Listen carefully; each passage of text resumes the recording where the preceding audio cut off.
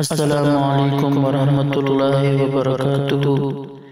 عزتمند مؤمنان، تاسو ته د غم او د فکر لرې کولو نه یو مجربه وظیفه ذکر کوو. خو د هغې نه وړاندې که چېرته تاسو زموږ په چینل باندې نوي یې، زموږ د یوټیوب چینل سبسکرایب کړئ او د نورو ملګرو سره یې شیر کړئ. عزتمندو، په دنیا کې نن سبا هر یو کس او هر یو فرد چې کوم دی په څه ناڅه غم او پریشانۍ کې مبتلا وي. هغه پریشاني که چېرته د مال شي، یا هغه پریشاني که چېرته د اولاد شي، یا هغه پریشاني که نور داسې امور د دنیا شي، په هغه کې مبتلا وي.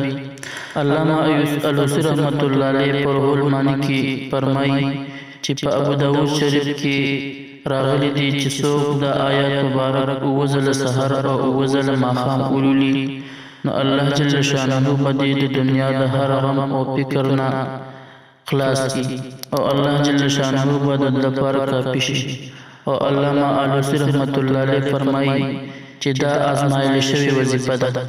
هغه آیات دا دی: حسبی الله لا اله الا هو علیه توکلت وهو رب العرش العظیم.